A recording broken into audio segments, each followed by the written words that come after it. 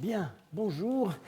Lors de la séance précédente, j'avais donc présenté la figure et l'œuvre de Sergueï Pavlovitch Tolstoi, celui à qui le grand explorateur des Antiquités et du Khorezm. Et avant de passer à une présentation plus détaillée des principaux sites période par période, j'avais donc tenté une espèce de bilan rétrospectif en signalant les points sur lesquels l'œuvre de Tolstoi avait été critiquée.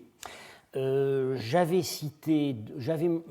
m'étais étendu sur 2 points. Le premier étant le schéma marxiste de périodisation et le second, les problèmes de chronologie absolue. Il me reste 2 points que je voudrais aborder aujourd'hui, que je définirai comme la tendance chorasmocentrique et enfin la tendance aux surinterprétations religieuses. Alors, j'ai déjà fait allusion au problème du chorasmocentrisme. Tolstoi n'a jamais travaillé qu'au Khorezm. Pas tout début de sa carrière, il avait participé à d'autres missions, mais le Khorezm, ça a été sa vie. Et évidemment, il s'est identifié au Khorezm. Il est probablement devenu le plus chorasmien des chorasmiens, ce qui est tout à fait normal, étant donné qu'avant lui, le Khorezm, comme objet historique, n'existait tout simplement pas. Alors, bon, ça a évidemment laissé des traces dans ses interprétations et dans un schéma idéologique fortement marqué par l'époque disons, la propagande anti-impérialiste, il a projeté rétrospectivement cette propagande en faisant du Khorezm un héros de la lutte anti-impérialiste. Donc, le Khorezm aurait été l'agent principal de la lutte des peuples centra-asiatiques contre l'impérialisme perse, puis l'impérialisme grec, puis l'impérialisme arabe, et au contraire de cela, la base arrière de l'Empire couchant. Bon, tout n'est pas complètement faux, puisqu'on avait vu que, effectivement, c'est la seule ancienne région dominée par l'Empire achéménide où Alexandre n'est pas allé et n'a même pas envoyé d'armée. Sur l'impérialisme perse, on va voir que les choses ne sont pas si claires. J'ai déjà mentionné l'idée qu'il avait émise, qu'il avait existé en fait une confédération dynastique unissant les souverains du Khorezm, les Arsacides et les Couchans. C'est-à-dire les Arsacides et les Couchans, les 2 principales puissances iraniennes qui ont succédé au pouvoir grec dans les anciens pays achéménides. Alors, dans cette confédération, la dynastie du Khorezm, qu'il appelle la première dynastie du Khorezm, antérieure au IVe siècle, qu'il appelle la dynastie Siavushide, je vais dans un instant expliciter ce terme. Alors, cette dynastie aurait joué en quelque sorte le rôle de branche aînée. Et donc c'est en ces termes, et non pas en fonction d'une emprise qui serait venue du Sud, qu'il faut comprendre son point de vue par rapport à l'Empire couchant. Pour lui, le Khorezm faisait partie de l'Empire couchant, et les nombreuses monnaies kouchanes retrouvées au Khorezm témoigneraient de ce que le Khorezm était inclus dans la sphère de circulation monétaire kouchane. Ce point de vue a été considérablement révisé par ses successeurs. Mais de son point de vue, cette inclusion du Khorezm dans l'Empire couchant ne signifiait nulle subordination, bien au contraire, ça aurait été une espèce de structure confédérale où le Khorezm aurait joué le rôle de branche aînée. Alors, la question des surinterprétations religieuses mérite qu'on s'y arrête vraiment assez longuement. Tolstoi a admis avec enthousiasme d'ailleurs, que le Khorezm avait été l'un des premiers pays gagnés par le zoroastrisme. il souscrit à l'identification du Khorezm avec l'Airianam Waedja de l'Avesta, c'est-à-dire le pays des Ariens, c'est-à-dire le pays mentionné en tête et dans la position la plus éminente dans la liste des pays gagnés par la religion zoroastrienne. Cette identification du Khorezm et de l'Airianam Waedja était d'ailleurs à l'époque largement partagée par l'iranologie occidentale. C'est seulement dans les années 80 qu'elle a vraiment été remise en cause, et à vrai dire, aujourd'hui, plus personne n'y croit. Mais à l'époque de Tolstoï, c'était le point de vue de Henning, c'était le point de vue de Marquardt, c'était le point de vue de Nieberg, c'était le point de vue de tous les grands spécialistes, et de Benveniste. C'était le point de vue de tous les grands spécialistes de l'Avesta. Bien, donc, très bien, le Khorezm, l'une des patries originaires du zoroastrisme, mais pour lui, le zoroastrisme n'est pas véritablement ce qu'en fait l'iranologie occidentale.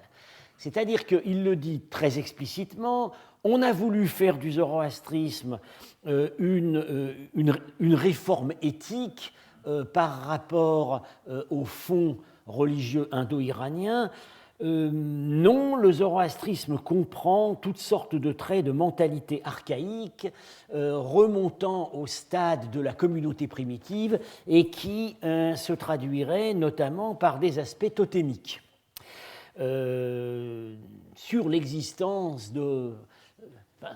par certains côtés, il rejoint certaines tendances actuelles de la recherche, puisque, comme vous savez, un certain nombre de spécialistes actuels du zoroastrisme, notamment Jean Kellens, ne veulent pas y reconnaître un aspect de réforme éthique, du moins jusqu'à une période assez tardive, et que d'autre part, d'autres chercheurs comme Philippe Gignoux ont beaucoup insisté sur l'existence de traits, alors on dit plus totémiques aujourd'hui, on dit chamaniques, bon, dans le zoroastrisme même assez tardif. Bien.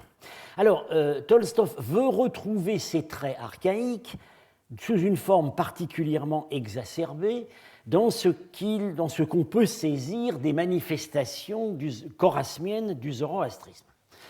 Alors, quand on lit aujourd'hui les spéculations religieuses de Tolstoï, bon, les bras vous en tombent. C'est quand même un peu un fatras. On ne reconnaît pas le grand Tolstoï, celui qui écrit sur les canaux, celui qui écrit sur les forteresses. Cette faiblesse vis-à-vis des concepts de l'anthropologie a été pendant longtemps peu ou prou celle de toute l'école soviétique d'anthropologie. Et là-dessus, il y avait eu chez nous, Boris Godelier, par exemple, avait bien mis le doigt sur la question. Cette anthropologie soviétique, qui, comme je l'avais expliqué dans le cours précédent, est passée par une profonde crise dans les années 30, au moment de la liquidation des anciennes écoles folkloristes, elle apparaît très scrupuleuse dans la description du terrain, y compris dans des aspects qui ne sont plus aujourd'hui pris en compte par l'anthropologie moderne, comme l'anthropologie physique. Alors, on a toutes sortes de mesures de crâne dans les traités soviétiques d'anthropologie. Cette qualité empirique,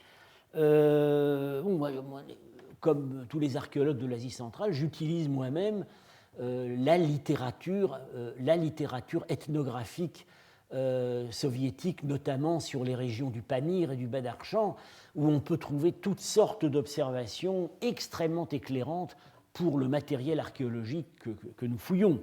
Mais cette qualité dans la description du terrain va de pair avec une réelle pauvreté théorique, et notamment des références très dépassées et d'un éclectisme mal combiné. En fait, la référence ultime reste ce qui avait été la référence de Marx et d'Engels, c'est-à-dire l'américain Morgan. Ses théories sur le matriarcat, le totémisme, alors là, on trouve ça à toutes les pages, notamment chez Tolstoï. Et cette anthropologie est restée complètement à l'écart des renouvellements de l'école anglo-saxonne, Malinowski, Margaret Mead, et des renouvellements français, notamment. Alors, un autre facteur aggrave la situation du point de vue qui est le nôtre. C'est que les chercheurs soviétiques ont longtemps été mal à l'aise avec le zoroastrisme. D'un côté, il y a la fierté de mentionner que les savants occidentaux font naître Zoroastre sur le territoire de l'URSS. Donc, ça fait un grand homme de plus. Voilà. On nasz Cheloviek, il est chez nous. Voilà. Mais d'un autre côté, il existait un débat imposé par le parti sur le caractère progressif ou réactionnaire de Zoroastre et du zoroastrisme historique. Il y avait des congrès qui devaient statuer sur le fait de savoir si Zoroastre était progressiste ou réactionnaire. Le zoroastrisme historique est par ailleurs une idéologie qui, dans le schéma marxiste dont j'ai parlé la fois précédente, cette idéologie avait couvert et justifié des systèmes sociaux d'abord esclavagistes, puis féodaux, et de surcroît, pour aggraver le cas, surtout en Iran, pays perçu comme l'ennemi héréditaire des peuples d'Asie centrale et une menace impérialiste durable. Alors, ceci, au moins en partie, pourrait expliquer qu'un certain nombre de chercheurs soviétiques ont à tout prix cherché à trouver des spécificités dans le zoroastrisme centra-asiatique.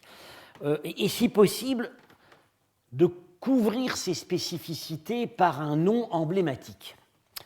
Alors, le nom que Tolstov et ses successeurs ont mis en avant pour concentrer tout ce qu'il y avait eu d'original dans le zoroastrisme centra-asiatique, c'est le nom de Siavush. Je vais parler dans un instant. C'est surtout donc l'école Tolstov et ses successeurs. Ça a été un moment une tentation de l'école de Saint-Pétersbourg avec l'article de Diakonov paru en 1951 où il a essayé d'accrocher à la théorie tolstovienne de Siavush des peintures nouvellement découvertes à Penjikent. Après quoi, les savants de l'Ermitage se sont rabattus sur un autre candidat qui est Zahak. Un héros, un héros négatif, lui, de l'Avesta, dont certains d'entre eux, notamment Alexandre Belenitsky, ont voulu faire une ancienne divinité chtonienne dont le culte aurait été particulièrement durable en Asie centrale. Alors, voilà, par exemple, on identifiait Zahak sur ses monnaies frappées dans la région de Kaboul, comme vous savez sans doute, et si vous ne le savez pas, je vous l'apprends. Zahak est décrit dans le livre des rois comme ayant des serpents qui lui sortent des épaules, et avec ces serpents sont nourris de cervelles humaines. Alors les serpents, les voilà, bon, sauf qu'aujourd'hui on sait que ce n'est pas des serpents, c'est la stylisation de rubans royaux, et ce personnage n'a rien à voir avec Zahak, c'est un souverain turc de la région de Kaboul au 8e siècle. Et alors, on s'est beaucoup excité sur cette magnifique statue ramenée de Khotan par l'explorateur russe Petrovski avant la Première Guerre mondiale, parce que là, elle était longtemps exposée au musée de l'Ermitage, elle a même voyagé dans des expositions internationales, elle est venue à Paris à l'exposition Sérinde au Grand Palais. Alors, évidemment, c'est incontestablement Zahak. Vous voyez les serpents qui sortent des épaules, qui s'enroulent autour du cou, qui repassent par-dessus l'oreille. Il a la gueule ouverte et il tenait quelque chose dans ses mains. Il tient évidemment dans ses mains une pauvre créature humaine qui s'apprête à manger ou à donner à ses serpents. Sauf que, et moi-même, j'ai parfois mentionné cette figure. Sauf que nous savons depuis 2 ans que c'est un faux. Je sais, grâce à Pavel Lourier, présent ici dans la salle, et qui donne actuellement un cycle de conférences au collège, que cette œuvre, qui vraiment pourtant faisait une excellente impression, est condamné par les analyses de thermoluminescence. C'est de la fin du XIXe siècle. C'est l'un des produits de la fertile imagination d'Islam Haroun, c'est le faussaire qui avait trompé les meilleurs spécialistes de manuscrits sanscrits de cette époque, bien qu'étant lui-même illettré. Et on sait qu'Islam Haroun avait commandé des œuvres d'art. Alors bon, c'est très intéressant, ça ouvre des perspectives tout à fait inattendues sur le niveau de connaissance que des paysans illettrés à Kashgar pouvaient avoir au XIXe siècle sur le livre des rois de Firdoussi et ses traditions, mais évidemment, ça n'apporte plus rien quant au culte de Zahak en Asie centrale. Alors bon, donc Zahak est en train de perdre les dernières positions qu'il occupait. Alors revenons et examinons donc le cas de Siavush. Alors, bon, il existe, et Tolstoï ne partait pas de rien, il existe une base factuelle pour considérer que Siavush est une figure importante de la mythologie héroïque iranienne et notamment en Asie centrale. Dans l'Avesta, Siavush est un héros sacrificateur, et puis dans l'épopée iranienne, il devient un prince malheureux qui est un chaînon de la lignée royale, mais qui n'a pas pu régner, car il a été exilé au Touran par la jalousie de sa belle-mère, et tué là-bas, au Touran, c'est-à-dire les pays d'Asie centrale, et tué là-bas par traîtrise. Donc c'est un martyr. Bien, ça c'est la tradition. Alors, le voilà dans un manuscrit persan tardif, je vais en reparler. Sa belle-mère, telle Phèdre, l'a accusé d'avoir voulu abuser d'elle et il subit victorieusement l'ordalie du feu pour prouver sa bonne foi. Alors, par ailleurs, on sait qu'au Xe siècle, à Boukhara, Siavush était l'objet de certaines pratiques cultuelles. On le sait par le chroniqueur Narshahi. On lui sacrifiait un coq au Nouvel An. Il existait un cycle de chants, de lamentations sur la mort de Siavush. Ça s'est attesté dès la fin de l'époque sassanide à Merv, au 7e siècle, dans la liste des œuvres du poète Barbod. L'une de ses chansons s'appelait Ken et Siavush. Alors qu'on a voulu traduire, qu'on a longtemps traduit la vengeance de Siavush. Mais ce n'est pas ça que ça veut dire en persan. Ça veut dire la vengeance pour Siavush. C'est en fait, ça célèbre en réalité les exploits du fils de Siavush, qui l'a vengé. À Boukhara, toujours, on vénérait l'arbre issu de son sang, quand il avait été martyrisé, et on en faisait le fondateur légendaire de Samarcande et de Boukhara. Bien. Enfin, pour en venir au Khorezm même, Al-Biruni, dont j'ai parlé la dernière fois, fait de Siavush l'ancêtre de la dynastie nationale. Dynastie qu'il fait remonter 40 générations avant Alexandre, ce qui pourrait nous amener au 8e, éventuellement jusque vers 1000 avant Jésus-Christ. Et ces prétentions ces prétentions à descendre de Siavush sont confirmées par les monnaies, puisque on sait, au 8e siècle, on a deux souverains qui frappent monnaie au Khorezm, dont l'un s'appelle Shaouch, c'est une forme locale de Siavush, et l'autre s'appelle Shaouchfan.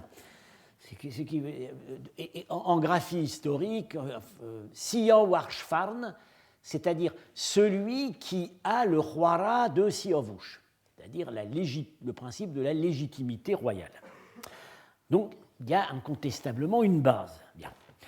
Alors, à partir de ces bases, Tolstoï, dès son livre Drevny Khorezm, paru en 1948, construit tout un édifice pour faire de Siavush une divinité centra-asiatique héroïsée. Outre les faits que je viens de mentionner, il s'appuie sur sa propre exégèse du texte de Firdoussi, du livre des rois. Exégèse particulièrement raffinée. Siavush, n'est-ce pas, la mère de Siavush est une fille qu'on a trouvé dans la forêt, à la frontière entre l'Iran et le Touran. Et donc c'est une nymphe, selon Tolstov. Et donc Siavush a un caractère chtonien qui le rattache aux puissances souterraines. Puis par ailleurs, pour confirmer ses affinités chtoniennes, il aurait, toujours selon Tolstov, dans son nom, le nom Warsh, qui est le nom du fleuve Oxus. Bon, tout ça, c'est totalement fantaisiste, mais bon, Tolstov partait de là. Par ailleurs, Siavush subit l'ordalie, a toujours un cheval noir, et sur lequel il subit l'ordalie du feu. Voilà, illumination. Monté sur un cheval noir, il manifeste ses affinités de naissance avec les puissances souterraines, mais passant à travers le feu, il se sublime en divinité solaire. Ce que je dis, c'est des citations de Tolstov. Ce n'est pas moi qui invente, c'est ce que Tolstov écrit.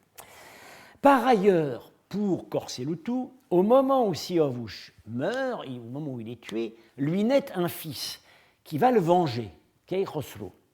Ce qui ne fait que confirmer que Siavush est un dieu de la nature mourante et renaissante. Alors, ces idées ont connu un nouveau raffinement dans l'article de Diakonov paru en 1951. Diakonov, qui était qui du point de vue linguistique était plus averti que Tolstov, savait que l'étymologie du nom de Siavush, donc Siawarsh, ne contient pas le nom Warsh Oxus, mais vient de la forme avestique Siawarshan, c'est-à-dire celui qui a un étalon noir. Bien. Alors, le problème, c'est que Diakonov n'a pas compris que ce type de composé, Siawarshan, se rattache à la classe des composés possessifs que les linguistes appellent Bahouvri, qui indiquent donc la possession de l'attribut. C'est-à-dire que Siawarshan, c'est celui qui a un cheval noir. Mais pour Diakonov, ça voulait dire tout simplement cheval noir. Et donc, voilà ce qu'il fallait démontrer. Siavush est une entité totémique. C'est un totem du cheval. Bien.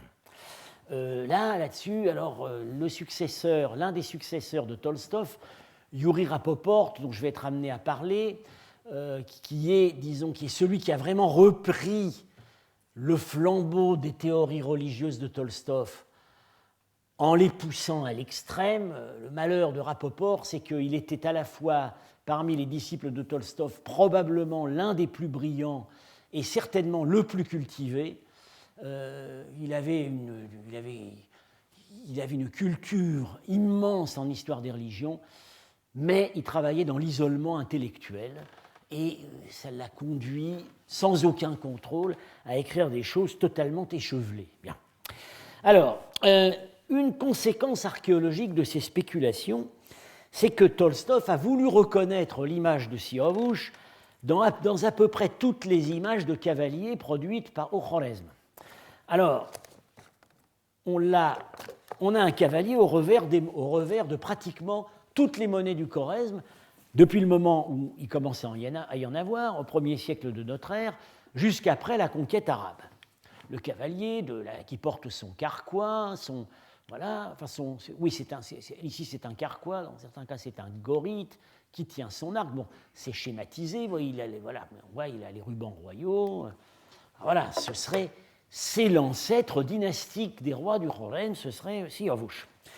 Et puis, il y a des terres cuites qui représentent un cavalier. Alors, c'est pareil, ce serait à nouveau Siavush, un cavalier de la steppe. Et Rapoport, développant le système à l'extrême, reconnaît dans certains ossuaires anthropomorphes à figure humaine une image héroïsée de Siavush, car, comme vous n'avez pas manqué de le remarquer, il a des oreilles de cheval.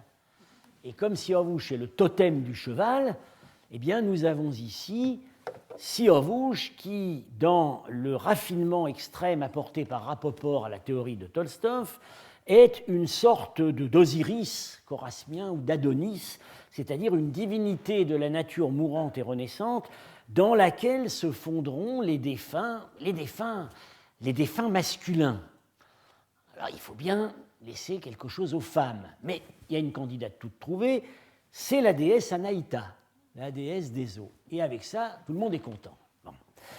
Alors, cette construction, à vrai dire, aujourd'hui, elle n'a jamais fait l'objet véritablement en Russie, ou très peu, de réfutation explicite. Mais, bon, c'est des choses, on n'en parle plus. Voilà. Depuis les années 80, on n'en parle plus. Alors, tacitement, en fait, elle a été démolie de l'intérieur, elle a commencé à être démolie de l'intérieur de l'expédition du Khorezm, quand en 1977, Bella Weinberg a fait paraître son catalogue des monnaies du Khorezm, où elle a montré que le cavalier figuré au revers des monnaies n'a rien à voir avec une divinité ancestrale, c'est l'image du roi cavalier. D'ailleurs, il a la même couronne. La couronne du cavalier change avec la couronne du roi qui est identifiée à l'avers. Ici, comme par hasard, c'est Sawashfan, celui qui a le nom de Siavush dans son nom. Et ce type du roi cavalier est très répandu sur les monnaies à partir du 1er siècle avant notre ère, aussi bien chez les Indo-Parthes, les Indo-Scythes que les Couchants. Et il y a d'ailleurs des prototypes dans les monnaies indo-grecques. Bien. De l'extérieur, moi-même en 1984, dans ma thèse sur les pratiques funéraires en Asie centrale, où en critiquant les théories de Rapoport, j'ai du même coup critiqué la théorie de Tolstov sur Siavush. Mais enfin, comme je l'ai dit la dernière fois, la mission du Khorezm reste quelque chose d'assez sacré dans l'archéologie russe. Donc il n'y a pas eu véritablement d'attaque frontale. Boris Marchak, la première fois que je l'ai rencontré en 1981, m'a dit « il faut tuer Siavush une deuxième fois ». Il me l'a dit, mais il ne l'a pas fait. Il m'a laissé le faire. Alors, que reste-t-il aujourd'hui de Siavush ? Bon, on ne va évidemment pas nier qu'il est une figure importante dans la littérature, dans les croyances, dans la culture de l'Asie centrale, d'ailleurs autant en Sogdiane qu'au Khorezm. Mais en réalité, on n'a pas d'indice que cette importance ait été acquise avant l'époque de la conquête arabe. C'est à mon avis, à cette époque, que Siavush est sorti de son statut de héros épique parmi d'autres, et il en est sorti pour fonder des prétentions dynastiques. C'est-à-dire qu'il était un candidat commode pour être un ancêtre de dynasties locales, parfois même d'origine turque, qui cherchaient à se doter d'une légitimité iranienne. Parce que, c'est un échappé, Siavush. C'est un prince légitime de l'Iran, mais qui est mort au Touran et qui y a fait souche. Donc, c'est à lui qu'on cherche à se rattacher. Alors, je vois un indice, en fait un indice assez parlant dans le nom même du roi Shawashfan, en sogdien Siawarshfan, qui a le roirat de Siavush. Moi, je comprends qu'il y a le roirat par Siavush.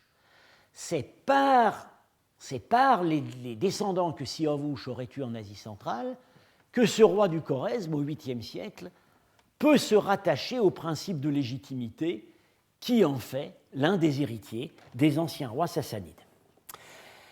Et c'est donc, toujours selon moi, mais je suis persuadé qu'un certain nombre de mes collègues en Russie partagent mon point de vue, c'est secondairement que Siavush a servi à couvrir de son nom des cultes locaux, et qui au départ n'avaient rien à voir avec lui, de la nature mourante et renaissante. Bon, on sait qu'à Samarcande, j'ai eu l'occasion d'en parler dans d'autres cadres, j'aurai l'occasion d'en parler ici même, il y a effectivement, on sait qu'au moins à partir du 7e siècle et sans doute bien avant, il y a un culte annuel à un dieu qui meurt et qui renaît. Hein. Bon, je ne pense pas qu'à cette époque, bien qu'on ait écrit que c'est déjà Siorvouch, je ne pense pas que ce soit déjà Siorvouch. C'est bien plutôt l'héritage mésopotamien de Tammuz dans le cycle d'Ishtar. Bien, mais à un certain moment, ces cultes à ces dieux naturistes, on les a couverts du nom de Siorvouch. Et on peut assez, à mon avis, facilement comprendre pourquoi on les a couverts de ce nom. La seule façon dont en islam, qui permet de légitimer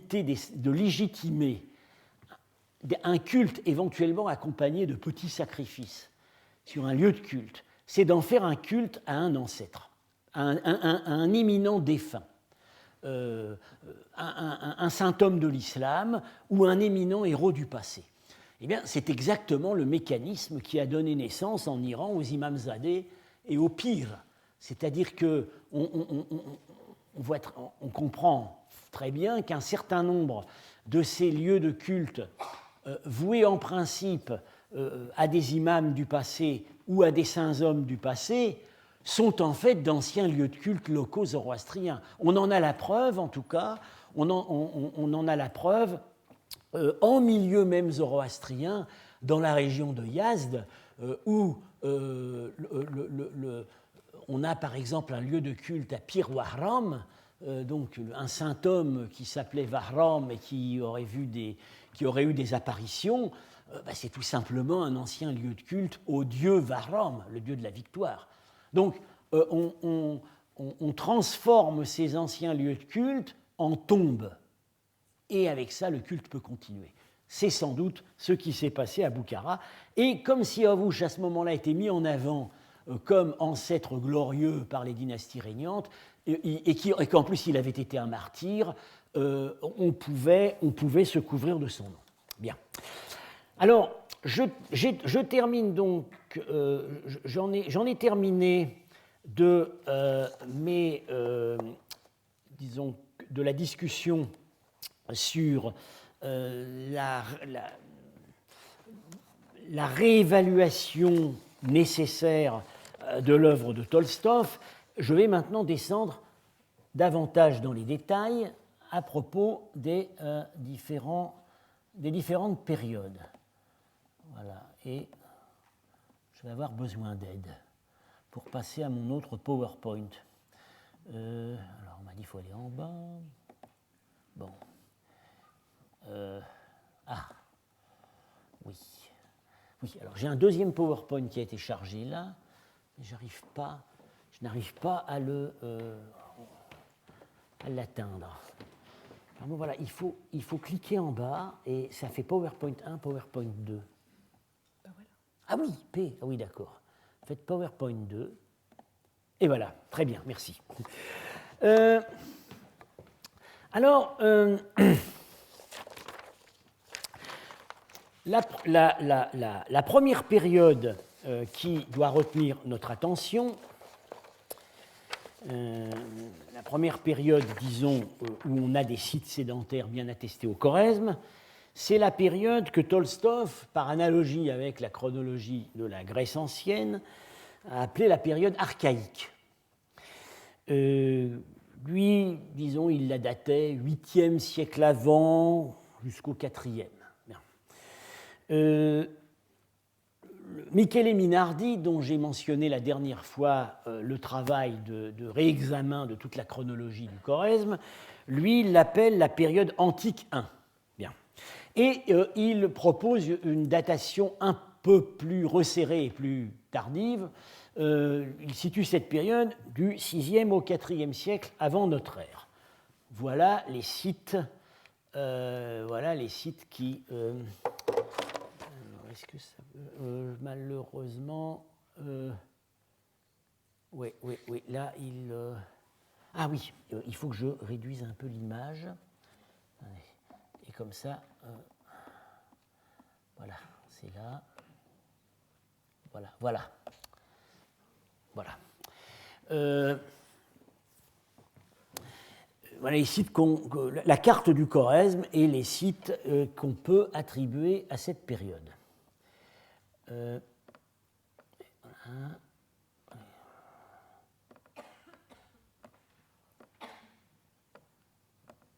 Voilà. Alors, en gros, bon, on pourrait aussi bien, étant donné les siècles qui correspondent à cette période, on pourrait aussi la définir comme achéménide. Bien. Chronologiquement, ça correspond à l'époque achéménide. Mais nous allons voir à l'examen du matériel qu'il faut être prudent dans l'emploi du terme.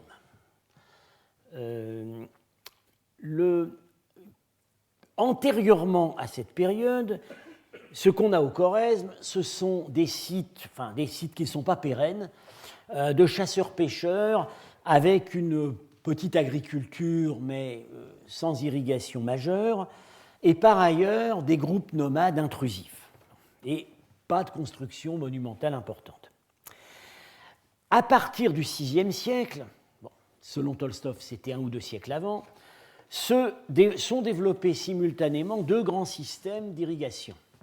L'un sur la rive gauche, c'est le bras qu'on appelle le Daudan, qui est donc, comme beaucoup de grands canaux en Asie centrale, en partie naturel, en partie recreusé, et qui se jette dans ce lac du Sarikamish dont j'ai parlé la dernière fois, dont l'émissaire est justement ce fameux cours de Lousboy qui rejoint la mer Caspienne, mais qui à l'époque dont je parle là, ne coule déjà plus. Par contre, ici, on voit une dense colonisation. Et puis par ailleurs, on utilise un bras naturel de la Moudaria côté est qui s'appelle l'Archadaria et qui est canalisé. Bien.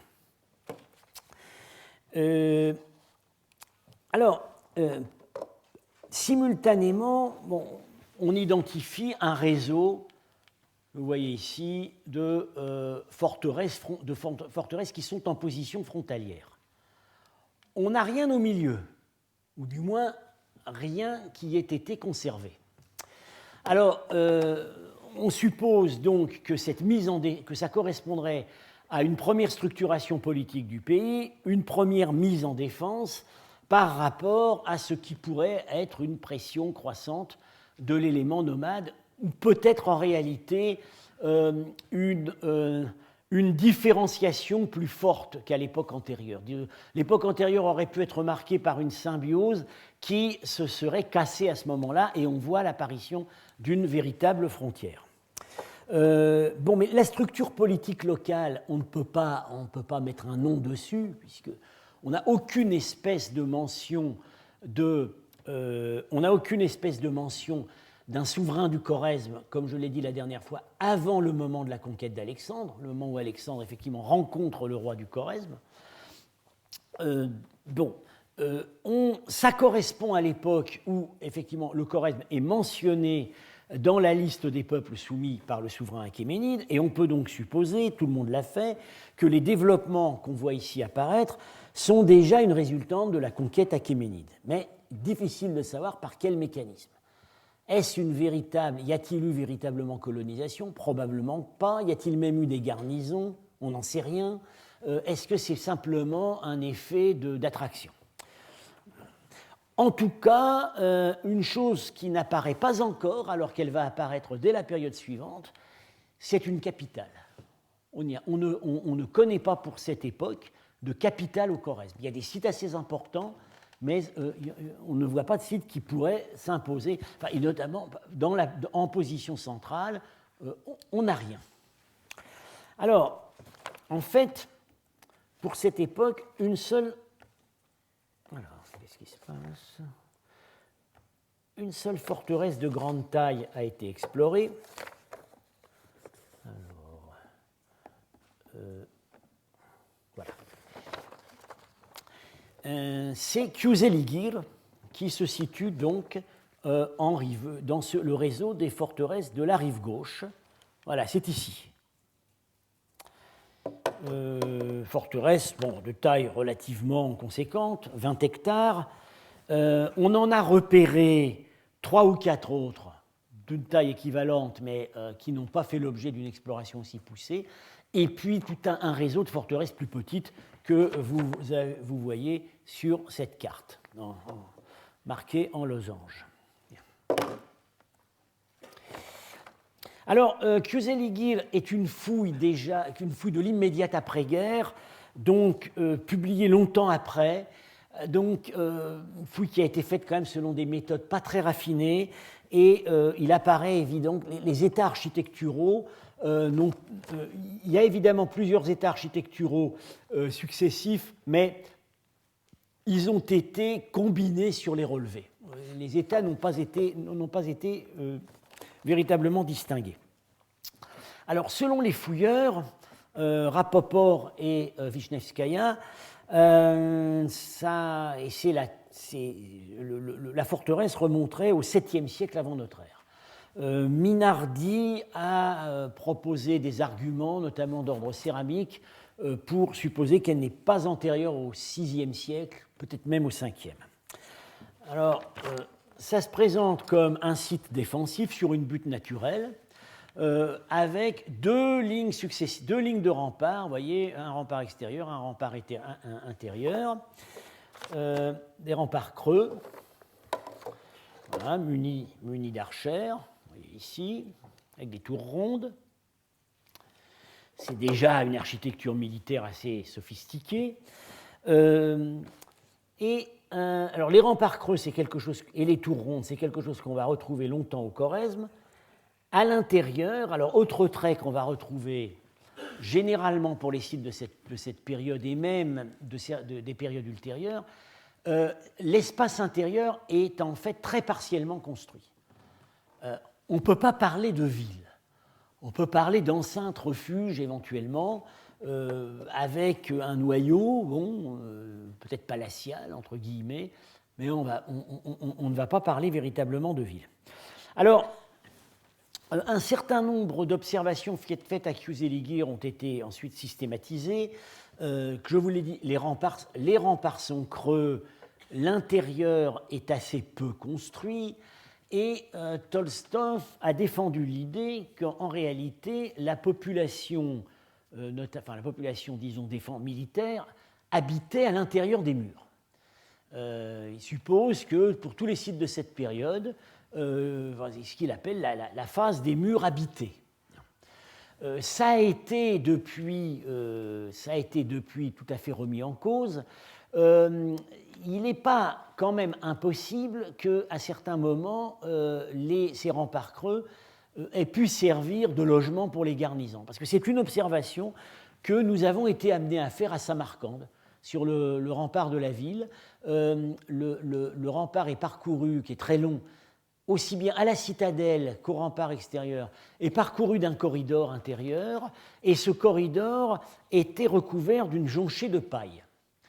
Donc, on y dormait.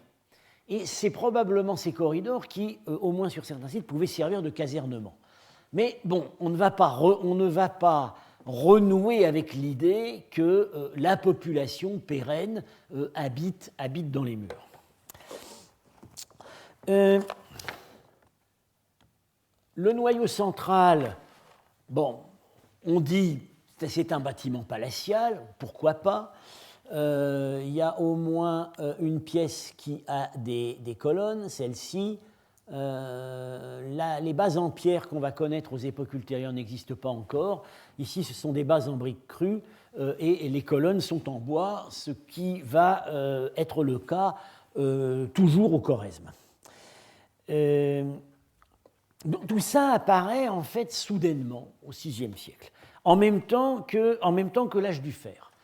Et quant à la céramique, elle présente incontestablement des affinités méridionales. Un certain nombre. Alors ici, c'est déjà en fait assez hybride, parce que certaines formes sont typiques imite des formes, disons, d'époque achéménide connues, ou peut-être un peu pré-achéménide, connues dans les sites plus au sud. Ce sont les formes dites IAS 2, IAS 3, c'est de la céramique tournée. Alors, on voit que dans les sites qui précèdent Kuzeliğir, ces céramiques sont importées. Ici, à Kuzeliğir, ils sont fabriqués sur place, avec des adaptations locales, un engobe rouge très caractéristique, etc. Mais il est net, sur cette planche, qu'il y a déjà des formes qui sont hellénistiques. Donc, on voit que le site a eu une durée de vie assez longue, ce qui ressortait déjà de l'examen du plan. Il y a évidemment plusieurs états, et il a dû durer jusque vers le 3e, 2e siècle avant notre ère. Alors, autre trait qui mérite attention, 3 petits bâtiments se trouvent en plein centre du site et ils ont été interprétés comme funéraires. Voilà. On entre, dans un grand massif de briques, on entre par un étroit couloir et il y a 4 chambres disposées en carré. Alors, ces chambres ne font qu'1 mètre carré de surface, chacune. Alors, c'est un type de disposition qu'on trouve dans les mausolées, des mausolées, disons, des populations nomades ou semi-nomades du bas Sirdaria, pendant une longue période. Donc on a supposé que c'était aussi des bâtiments funéraires, ce qui introduit un trait qu'on a allégué plus tard pour d'autres sites du Khorezm, c'est la combinaison en réalité des mausolées avec les habitations des vivants. Bien. Ça, c'est assez contraire aux enseignements du zoroastrisme. Alors, on a quand même cherché ici du zoroastrisme, parce que si c'est bien funéraire, on ne peut pas mettre un corps là-dedans, sur un mètre. On ne peut mettre que des ossements déjà décharnés, en sépulture secondaire. Donc, éventuellement dans des jarres funéraires, recueillant des ossements épars, comme on en connaît pour cette période. Alors, autre trait intéressant, au sud du bâtiment dit palatial se dressent 2 plateformes maçonnées en briques crues. L'une d'elles comprend une chambre, l'autre apparemment c'est indiqué en pointillé, donc il peut y avoir des traces. Et elles font face au sud, elles sont à l'extérieur donc du supposé palais, et on y accède par une rampe assez monumentale qui fait 6-7 mètres de long et qui monte jusqu'à 3 mètres. Alors, évidemment, il y a une comparaison d'époque achéménide qui vient à l'esprit. Ce sont les 2 plateformes de Pasargade qui ont des dimensions, qui sont en pierre, mais qui ont des dimensions à peu près équivalentes à ces 2 plateformes de Kuzeliğir. Il y en a une qui a un escalier conservé, et pour l'autre, en fait, on ne sait pas. Il y a diverses hypothèses sur la façon dont on y accédait. Alors, il y a toute une littérature sur ces plateformes. Disons, l'hypothèse tout de même qui semble tenir la route, c'est qu'elles auraient été destinées à la vénération publique du feu, le feu pouvant trouver place sur la plateforme sans escalier, et l'orant, celui qui prie devant le feu, c'est-à-dire évidemment à Pasargade, on pense au roi, montant sur l'escalier de la 2e plateforme. Et c'est ainsi qu'on a proposé, notamment Mary Boyce, mais d'autres aussi, d'interpréter les reliefs à l'entrée des tombeaux achéménides. On aurait donc ici, on aurait une vue tronquée vers le bas, on aurait le haut des plateformes. Alors ici, le feu brûlant posé sur l'une des plateformes et le roi montant sur l'autre et priant. Alors, l'analogie peut paraît au moins intéressante. Je souscris à ce que dit Jean Kellens quand il dit que, de toute façon, quelle que soit la façon dont on interprète ça, ça n'est pas ce qu'on va appeler une scène de culte zoroastrien. le célébrant, celui qui fait les offrandes au feu, ne peut être qu'un prêtre. C'est vraisemblablement pas dans un espace aussi public. On peut voir là, bon, effectivement, la volonté de montrer le roi vénérant le feu, mais ça n'est pas un yasna, ça n'est pas une scène de sacrifice. Ceci dit, on a des traces à des époques ultérieures, effectivement, d'une vénération particulièrement spectaculaire du feu sacré par le roi. On a notamment un témoignage chez Al-Biruni, à l'époque sassanide, du roi Péroz, qui, au moment où l'Iran traverse des difficultés, se rend dans le sanctuaire principal de l'Iran, le sanctuaire des prêtres, la Dur Farbay, se fait introduire en présence du feu par les prêtres qui sont d'ailleurs réticents, et il embrasse le feu avec ses mains.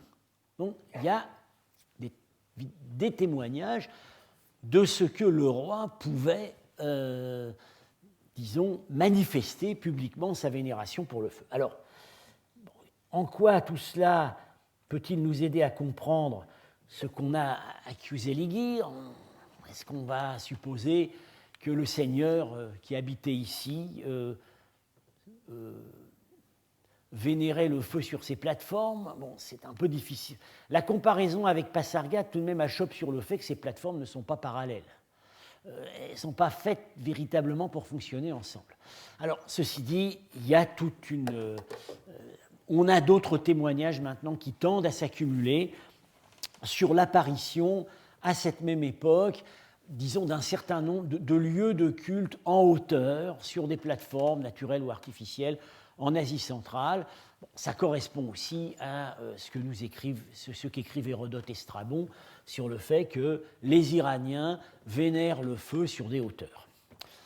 Donc, disons, jusqu'à preuve du contraire, j'aurais tendance à souscrire à une interprétation cultuelle de ces plateformes. Alors, voilà ce qu'on peut dire sur Kuzey-Ligir, le principal site connu pour cette période dite antique 1, contemporaine en gros de l'époque achéménide. J'y insiste encore. Moi, je ne vais pas appeler ça une ville. Voilà. Dans la situation frontalière où se trouve ce site, c'est évidemment pas ce qui aurait pu être la capitale du Khorezm si elle a existé à cette époque. Alors, pour cette même époque contemporaine des Achéménides, il y a un autre site qui a donné du matériel très intéressant, qui s'appelle Dingilje. Alors là, c'est même pas c'est un manoir. C'est même pas c'est pas une forteresse. Alors, lui, il est sur la rive droite. Voilà. Dingilje, c'est ici. Vous voyez, donc Kuzey-Ligir est ici. Dingilje est ici. Les autres sites indiqués sur ce plan sont en fait peu connus du point de vue archéologique ou très petits. C'est vraiment les deux sites principaux. Voilà, Dingilje est ici. Alors là, on a une architecture tout de même assez raffinée. Donc c'est un manoir bipartite, vous voyez, avec la présence dans plusieurs pièces. Non, ici, voilà. Ici, on a plusieurs bases de colonnes en briques crues tout autour de la pièce, des foyers centraux dans les pièces, des banquettes, donc des pièces de réception, un certain décorum social. Le site est entouré d'un mur, mais ce mur n'est pas un rempart. Il y a à l'extérieur un bassin maçonné en briques crues, soigneusement maçonné, avec des sols d'argile, etc. Bon.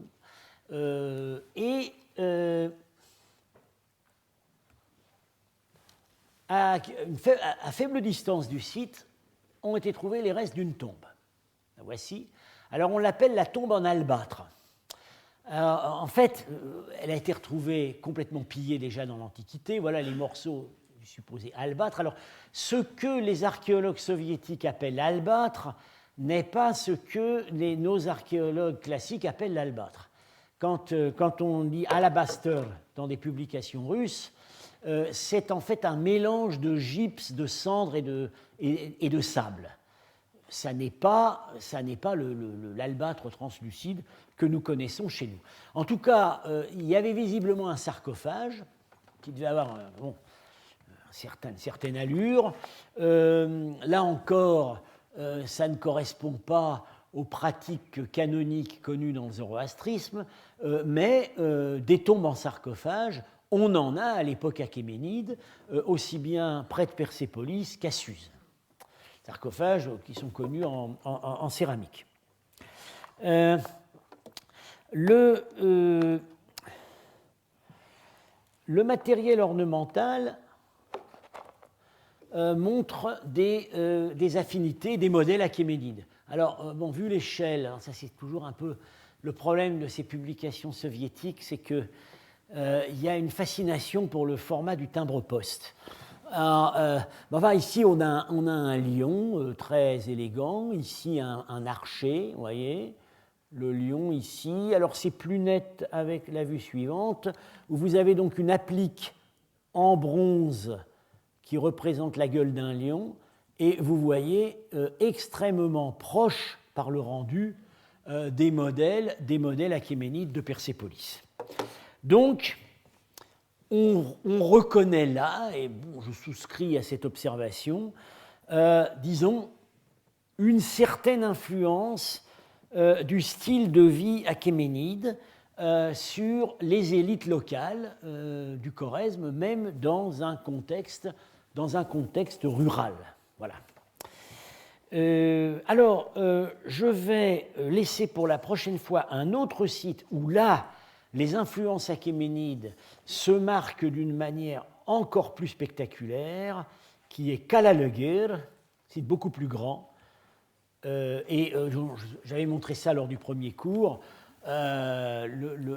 l'évidence même d'une imitation des modèles achéménides, la tête de griffon du type des griffons de Persépolis, moulée en plâtre pour être reproduite sur place.